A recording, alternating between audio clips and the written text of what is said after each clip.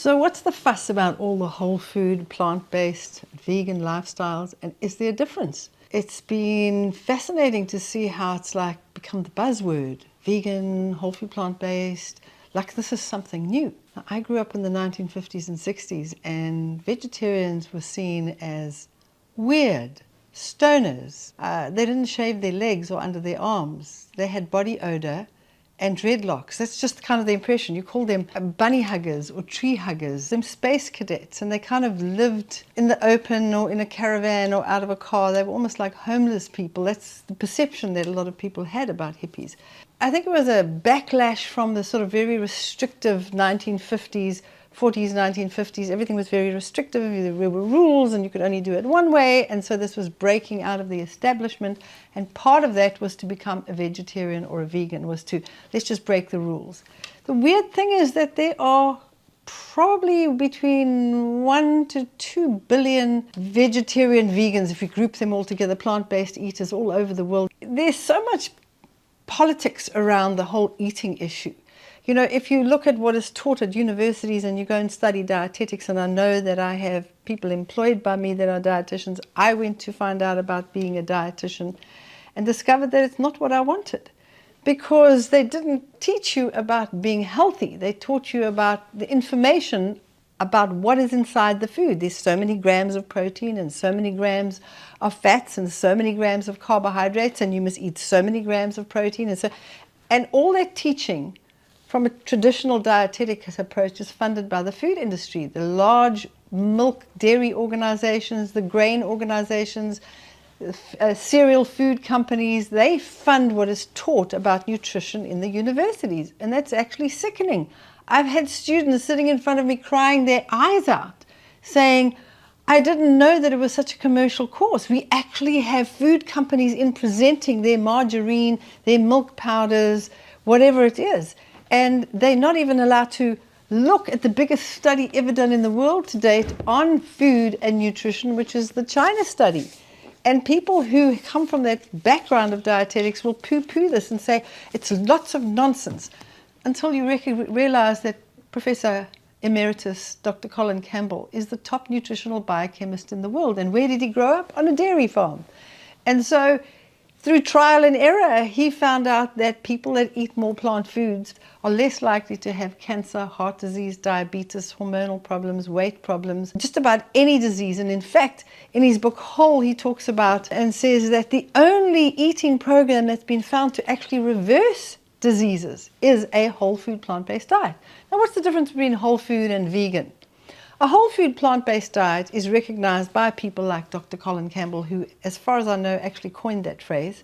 People who eat a totally plant-based diet, but they're not obsessive in the sense that there's a bit of honey in something, they're not going to freak out, okay? But their food is whole food, and it's plant-based, which means it's in its least processed form. It's a baked potato, not potato fries or potato chips. It is whole grain rice and whole wheat, as opposed to white rice and white bread. Whereas vegan is just somebody who doesn't eat any animal products at all. And several of the vegans that I know are obsessive about people eating honey. And at the same time, they'll be eating white bread, they'll be eating Oreos because it's vegan, they'll drink Coca-Cola because it's vegan, they live on coffee, and their diet and lifestyle is extremely unhealthy. So a whole food plant-based person is somebody really who is on a journey to a higher form of health. Now, generally there are 3 kinds of people, in fact 4, who make a decision to follow a plant-based or a vegan diet. They're people who care about the treatment of animals. And very often they'll just stop eating animal products and eat junk food. Not always, but very often they fall into that trap. There are those who care about the environment, who also very often make the mistake of just stop eating animal products, but just carrying on eating all of the junk they were eating before. And then the third person is the person who makes a change because of their health. They've got health issues, and they found out that if they take animal products out, their hormonal system will get sorted out, their mucus will clear up when they take the dairy products out. So they're most likely to be a healthy plant-based person because they're making decisions based on health, so they're looking for healthier options. I think it's ideal to be the 4th person, which is somebody who makes a decision for all 3 reasons. They care about animals, they care about the environment, and they care about their health. And so that I would say is a well-rounded approach to it. But I love to quote from Professor Bernard Mayer, who said, fanaticism in any sphere of life often destroys both the fanatic and his or her aims. My goal is not to turn you into raving lunatics and fanatics, because it doesn't help. I've been one. When you're absolutely fanatical about the way you live, you just put everybody around you off. Rather get your life right. You get healthy, you get it right, you figure out how it works, and then let your lifestyle and your life and your glowing health speak to people who will say, what are you doing? You look so healthy. And then they ask you, and that's the better way to get people to join you on your journey.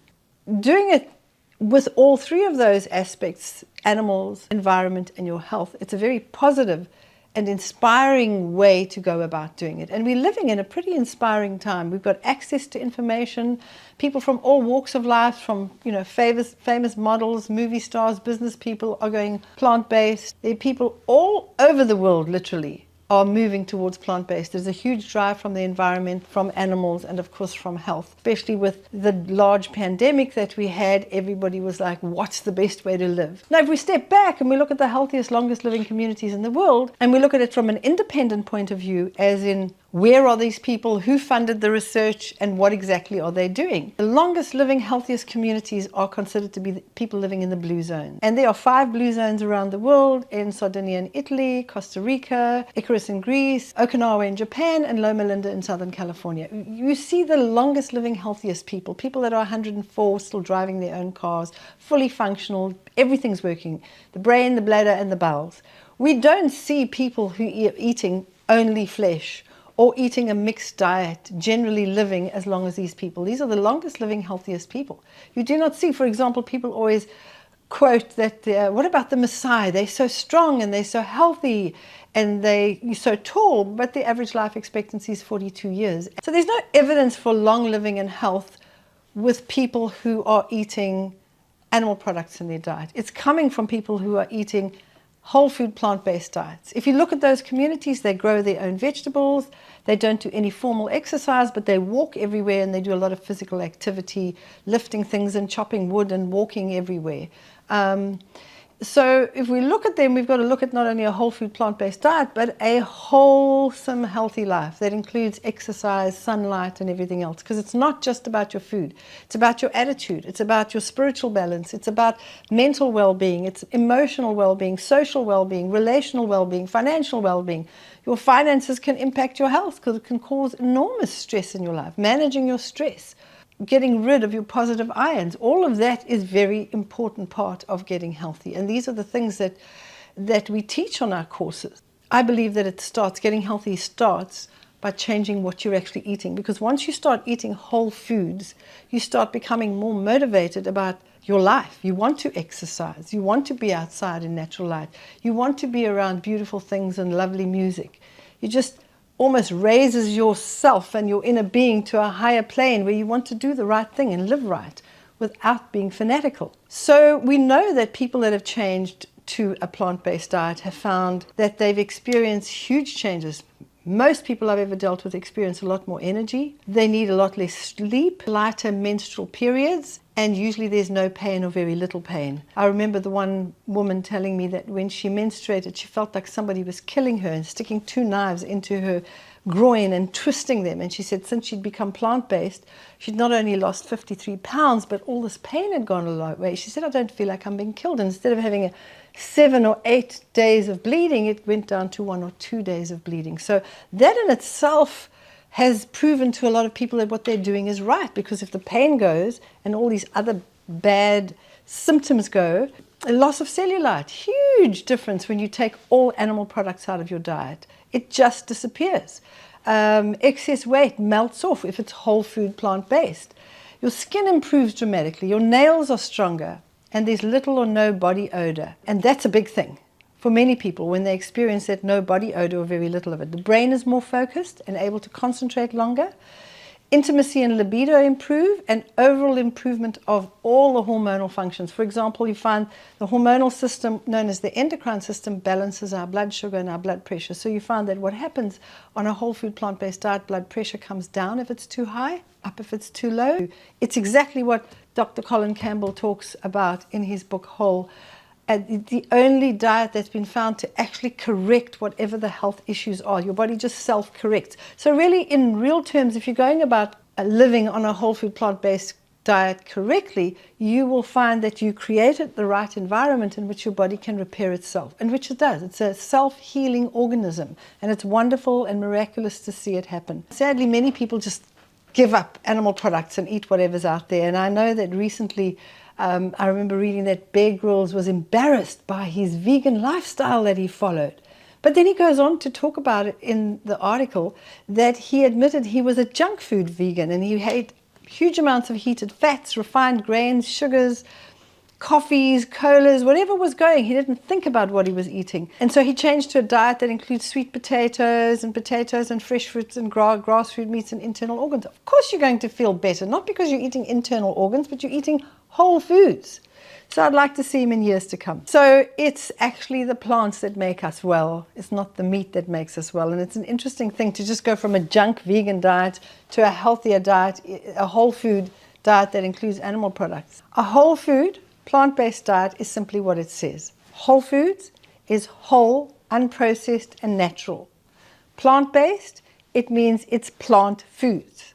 So some people kind of smudge it, and they're actually flexitarians. They have a bit of chicken or fish or whatever.